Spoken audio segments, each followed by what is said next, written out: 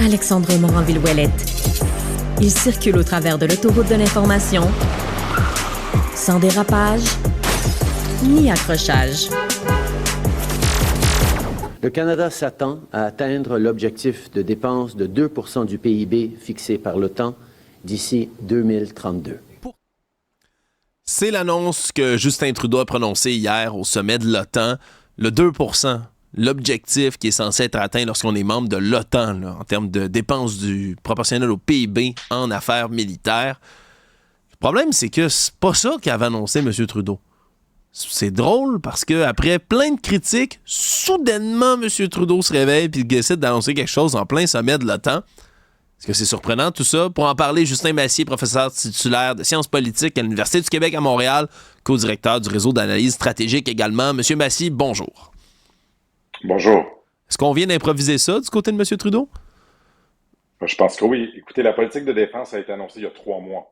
On a fait 2 ans d'études pour mener à bien cette politique de défense-là, théoriquement mûrement réfléchie. Et là-dedans, on disait qu'on pensait atteindre 1,76 % en 2029. Et là, soudainement, on atteindrait en 2032 2 %, mais on ne sait pas comment. C'est-à-dire que M. Trudeau a dit qu'il s'attend à atteindre 2 %, probablement lié aussi à l'autre annonce qui était faite, qu'on explorait l'idée d'acquérir jusqu'à 12 sous-marins conventionnels pour opérer sous les eaux arctiques, c'est une bonne nouvelle, mais qui n'avait pas été budgété. Donc, on ne sait pas combien vont coûter ces fameux sous-marins-là. Là, essentiellement, on a annoncé qu'on allait rechercher de l'information, alors qu'on sait que les sous-marins actuels, qui fonctionnent à moitié, ont une durée de vie qui se termine au début des années 2030 et que ça prend 10 à 15 ans à acquérir des nouveaux sous-marins. Donc, on va être en retard là-dessus aussi. Donc, on aurait pu faire ça dans la politique de défense qui est annoncée 3 mois dernier, mais on ne l'a pas fait. Je pense que, comme vous le disiez, on l'a annoncé à l'OTAN parce que la pression était juste trop intense. Et c'était difficile pour le gouvernement Trudeau de continuer de faire face à autant d'opposition de la part des alliés américains, mais aussi européens, parce que le Canada, c'était le seul à même pas avoir de plan d'une cible d'atteindre le 2 %. Même la Belgique avait dit 2035, le Luxembourg, des pays qui dépensent vraiment pas beaucoup en défense, avait quand même mis une date. Là, on a une date. Il va falloir tenir le gouvernement imputable de cette date-là et surtout qu'il y ait un plan qui puisse l'atteindre parce que de passer à 2 %, on parle de plus de 10 milliards de dollars par année. Donc, c'est énormément d'argent qu'il faut savoir où va être investi. C'est pas qu'il manque d'endroits où il faut investir dans les forces armées canadiennes. Il en manque partout. On manque de soldats en premier lieu. Il faudrait des gens dans les forces armées canadiennes déjà pour opérer ces plateformes-là. Donc, c'est pas les besoins qui manquent, mais il manque un plan concret qui est annoncé et qui aurait dû être fait il y a seulement 3 mois. Oui, absolument, parce que là, ça a l'air de l'improvisation comme ça, puis c'est pas la première fois que M. Trudeau fait des annonces grandioses qui ont aucun plan de marche, là. Je veux dire, ça fait à peu près, évidemment, affaires complètement différentes, mais ça fait des années que chaque année, je fais une entrevue sur les fameux 2 milliards d'arbres à planter de M. Trudeau qui sont comme faits à même pas 5 % à date. Je veux dire, c'est bien beau d'annoncer des choses gigantesques, mais si vous les menez pas à terme, ça donne absolument rien. La vraie question là-dedans, M. Massier, est-ce que nos alliés ont cru à cette annonce-là de M. Trudeau? Déjà, c'est rassurant parce qu'avant ça, on n'avait même pas l'idée que le Canada était pour l'atteindre un jour. Donc, je pense que ça a calmé peut-être l'ardeur la plus forte là, qu'on a vue au sommet de Washington, surtout pour l'administration Biden, et on l'a vu dans les déclarations de l'ambassadeur américain au Canada là, qui accueille de manière bienveillante là, cette annonce-là. Ce qui est certain, c'est que ça ne tiendrait pas face à un gouvernement Trump, qui, lui, est beaucoup plus acerbe, beaucoup plus critique de tous les pays qui ne dépensent pas 2 % pour leur PIB en défense. Il va plus loin que ça. Il dit qu'il inviterait la Russie à les agresser, qu'il ne les défendrait pas. Donc, c'est vraiment un langage très dur qui veut forcer les alliés à l'atteindre. Et là, probablement qu'on devrait dévoiler plus d'annonces qui donneraient un sens à cette idée de cette cible de 2032, mais qui va être difficile à atteindre aussi parce que tout arrive à échéance, parce que le gouvernement Trudeau a fait beaucoup d'annonces, mais qui arrivent tous au début des années 2030 ou à la fin des années 2020, 2029, 30, 31, 32. Tout arrive en même temps. Et le problème, c'est que le ministère de la Défense nationale est très connu pour être incapable de dépenser les budgets qu'on lui donne. À chaque année, il retourne au Conseil du Trésor 1 milliard, 2 milliards, des fois 2,5 milliards de dollars, parce que les processus d'acquisition sont tellement lents, sont tellement en retard, qu'ils n'arrivent pas à le dépenser, cet argent-là. Et là, le problème, c'est qu'il y a un goulot d'étranglement. Si on veut tout faire en même temps, dans les mêmes chantiers navals canadiens, avec le même peu de civils qui gèrent les acquisitions au ministère de la Défense nationale, parce que ça aussi, c'est quelque chose dans lequel on n'a pas investi, Ça va être difficile de respecter ces échéances-là. Il faudrait plus d'imputabilité, c'est-à-dire un plan annuel où on revient à chaque année à la Chambre des communes en disant voici ce qu'on a fait cette année. Voici notre cible pour 2025, pour 2026, pour 2027. Et que le comité parlementaire de la défense, dont c'est ça, les députés, leur job, d'avoir ce plan-là et de tenir le gouvernement responsable de le mettre en œuvre, celui-ci et le futur. Parce que le deuxième problème, c'est qu'en 2032, ce ne sera pas Justin Trudeau qui va être premier ministre du Canada. Ce sera quelqu'un d'autre, assurément. Que nous dit le Parti conservateur jusqu'à présent de ces annonces-là? Essentiellement, il critique le gouvernement Trudeau, mais ne s'engage à rien. Donc, on ne sait absolument pas si le Parti conservateur, celui qui est le plus probable de former un prochain gouvernement, va mettre en œuvre cette politique-là. Donc, il y a aussi cette double difficulté, c'est-à-dire est-ce qu'on est capable de le mettre en œuvre et est-ce que le futur gouvernement y croit ou va-t-il faire des coupes? Parce que le Parti conservateur va aussi équilibrer les budgets. Et je vous rappelle que c'est sous Stephen Harper, premier ministre conservateur du Canada, que le Canada a atteint le plus bas niveau de dépenses militaires. Ça vaut la peine quand même de le rappeler là, pour ceux qui auraient oublié cette statistique-là. Je vous avoue que moi aussi, c'est une de mes principales préoccupations, là, à savoir est-ce qu'on va arrêter maintenant au Canada d'annuler les commandes qui ont été faites précédemment, là, de juste retourner à la table à dessin constamment. C'est quelque chose qu'on a vu dans le dossier des F-35, entre autres, n'est-ce pas, M. Massy? Là? C'est-à-dire, on l'a peut-être nous résumer ça, là, parce que c'est une tendance qui arrive au Canada. Là. On commande l'équipement militaire. Là, il y a un nouveau gouvernement qui arrive, qui dit c'est des niaiseries, tout ça, on cancelle ça. Mais après ça, qu'ils refont la même affaire parce qu'ils se rendent compte finalement qu'on en avait besoin, puis on repart à zéro. Ça, il faudrait que ça arrête au pays. Là. C'est qu'on fait de la politique de défense un enjeu partisan, comme pour les autres enjeux sur la santé, l'éducation, etc. Alors que la défense nationale, c'est essentiellement de protéger le pays contre des agressions externes. C'est pas très partisan. Là. Ce que la Russie tente de faire en envoyant des avions de chasse dans notre espace aérien, des ballons chinois ou des sous-marins dans nos eaux maritimes ou envahir un pays, qu'on soit conservateur, néo-démocrate, bloquiste ou libéral, c'est la même chose. C'est la sécurité nationale dont il est question. Et le problème, c'est qu'on veut en faire un enjeu politique. Et le F-35, c'est ça qui est arrivé. Quand Justin Trudeau était troisième en 2014, début 2015, avant les élections d'octobre 2015, ben, il voulait se démarquer face à Thomas Mulcair, se démarquer face à Stephen Harper. Il a dit, moi, j'achèterai pas d'F-35. C'est un avion inutile, on n'a pas besoin de ça, puis on va sauver des coûts, on va investir plus dans les navires. Et une fois au gouvernement, on lui a expliqué on ne peut pas juste exclure un avion dans une compétition. Il faut regarder c'est quoi les besoins opérationnels du Canada puis acheter le meilleur pour nous protéger. Et là, finalement, en regardant les informations, en définissant les besoins militaires du Canada, on réalise que le F-35, c'est le meilleur appareil pour le Canada. Et non seulement le Canada va en acheter, il va en acheter plus que ce que Stephen Harper avait annoncé. Donc, Trudeau a augmenté, ce qui est tout à fait une bonne chose. Et là, ce qui va se produire, c'est que les autres nouvelles acquisitions, le plus sensible, c'est les sous-marins. Ça coûte très cher. Et on ne sait pas exactement quel sous-marin on veut développer. Ben, c'est possible, par exemple, si Pierre Poilievre décidait d'en faire un enjeu partisan, de dire non, moi je veux, je sais pas, des sous-marins à propulsion nucléaire ou je veux d'autres choses. Et de faire de cet enjeu-là quelque chose de partisan nuirait. Ce qu'il faudrait, à mon avis, c'est comme tous les autres pays matures font, la Norvège, l'Australie et d'autres pays, c'est que quand on fait des politiques de défense, on ne le fait pas par un parti politique, on le fait en commission parlementaire. On le fait en impliquant les partis d'opposition pour qu'il y ait un consensus national sur les besoins militaires du pays et qu'on s'engage sur 10, 15, 20 ans. Et tous les partis y participent, ce qui fait que ça engage pas juste le gouvernement, les autres futurs qui pourraient former un gouvernement éventuellement. Parce qu'on ne fait pas de plan de défense sur 1 an, 2 ans. On le fait sur des décennies. Ce qui fait que forcément, on doit inclure, à mon sens, les partis d'opposition. Surtout au Canada, il y en a 2 qui peuvent former le gouvernement. Si ces 2-là pouvaient s'entendre, ça irait beaucoup mieux pour nous. Mais je peux pas croire que c'est pas déjà le cas, M. Massy. Comment ça se fait que c'est pas ça? C'est ça.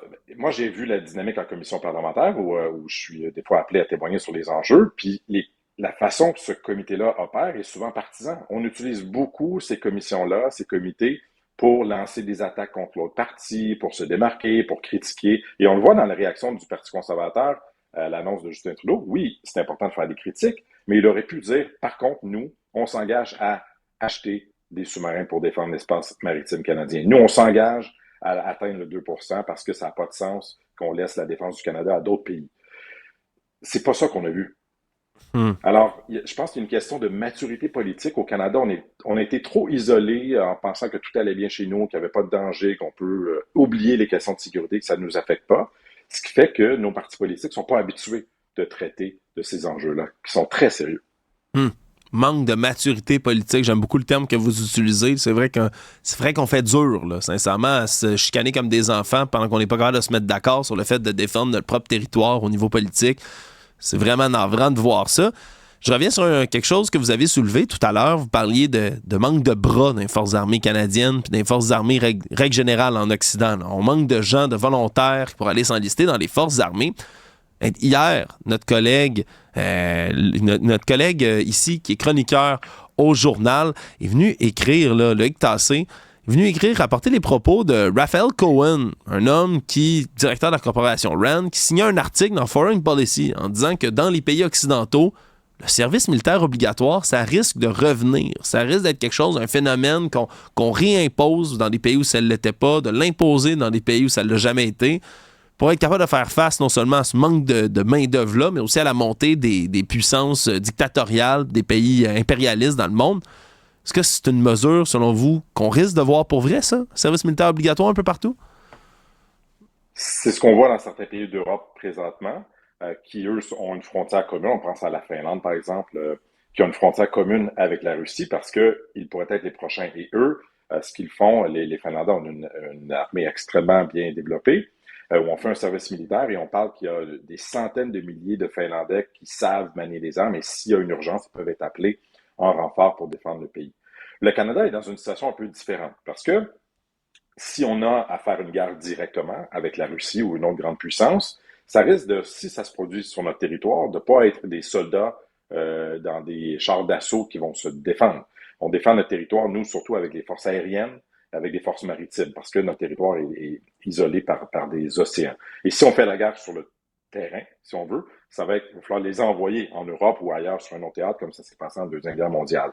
Et là, il y a effectivement des plans de la défense de l'OTAN qui disent qu'il faudrait avoir plus de 300 000 soldats prêts dans les pays de l'OTAN en cas d'urgence pour être déployés, et plus encore si la guerre se poursuit dans le temps, et si on fait face, par exemple, à une guerre d'attrition comme on voit en Ukraine, là, où ça prend des années avant de se résorber. Mais on n'en est pas là. Et je pense que le Canada, pour en arriver là, son expérience passée a amené à 2 crises à conscription. Il faut se rappeler, où au Québec, on n'était pas très, très d'accord à aller faire la guerre pour l'Empire britannique en 1917 à 1942, même quand la France avait tombé. Le sentiment des Québécois à l'époque de vouloir se battre et être forcés plutôt à joindre les rangs de l'armée n'était pas très important, très faible, même beaucoup d'opposition. Je ne m'attendrais pas à ce que les partis politiques le proposent, disons, s'ils voulaient se former un prochain gouvernement. Je pense pas qu'on en est là. Déjà, si on pouvait juste avoir plus de technologie, et je pense que l'avantage du Canada, c'est moins de miser sur la masse de personnes, bien qu'il en faut pour nos forces armées, mais professionnelles, c'est de miser sur la supériorité technologique. Et l'avantage, c'est que ça peut devenir un investissement économique. Parce que si vous investissez dans les drones, vous investissez en même temps dans l'intelligence artificielle, dans la robotisation, dans des choses qui servent les compagnies canadiennes, québécoises, dans d'autres domaines que le militaire. Et là, ça nous permettrait d'avoir une supériorité technologique. Je pense que ce que la guerre en Ukraine nous montre, c'est que la Russie est un adversaire coriace, mais qu'elle a la difficulté à battre un pays comme l'Ukraine. Si l'OTAN faisait la guerre contre la Russie, ce ne serait pas la même guerre. Ce serait une guerre beaucoup plus aérienne que terrestre. La raison pour laquelle on assiste à une espèce de première guerre mondiale présentement en Ukraine, c'est que ni l'un ni l'autre est capable, des adversaires, l'Ukraine ou la Russie, est capable d'avoir la supériorité aérienne. Les deux ont des systèmes de défense antiaériens trop sophistiqués pour les avions de chasse des deux autres. L'avantage de l'Occident, c'est qu'avec des avions comme le F-35, comme le F-22, comme les missiles Tomahawk ou autres capacités militaires, on serait, je pense, capable d'imposer une certaine supériorité aérienne sur un théâtre, ce qui ferait en sorte qu'on n'aurait peut-être pas besoin d'envoyer 300 000 soldats canadiens se battre, si c'était le cas. Et je ne parle pas non plus de la guerre à Taïwan, qui ne sera pas une guerre terrestre non plus, qui sera une guerre navale et aérienne. Donc, je pense que c'est davantage dans ce domaine-là qu'il faudrait investir. Au niveau des forces terrestres, je préférerais que le Canada investisse pour qu'il y ait des forces armées ou civiles qui puissent prêter main forte quand il y a des inondations, quand il y a des feux de forêt, quand il y a des crises nationales, où là, on manque de personnel, où on envoie des soldats dans les CHSLD, tellement on manque de personnel de crise, d'urgence civile, comme la Croix-Rouge, comme Oxfam, etc., qui devraient exister au pays, parce que les catastrophes naturelles, comme on l'a vu il y a quelques jours, là, avec les inondations à Montréal, vont se reproduire. Et il n'y a pas de force d'urgence, sauf l'armée, pour prêter main forte aux autorités civiles, et ça n'a pas de sens. Ah, c'est intéressant, ça, d'avoir des formations peut-être plus, justement, là, pas de la survie, mais presque là, faire face à des situations de crise qui ont pas mal plus de chances d'arriver que d'un conflit terrestre demain matin au pays. Je trouve ça intéressant. Je veux dire, moi, personnellement, je serais intéressé à suivre des formations comme celle-là puis à en apprendre plus.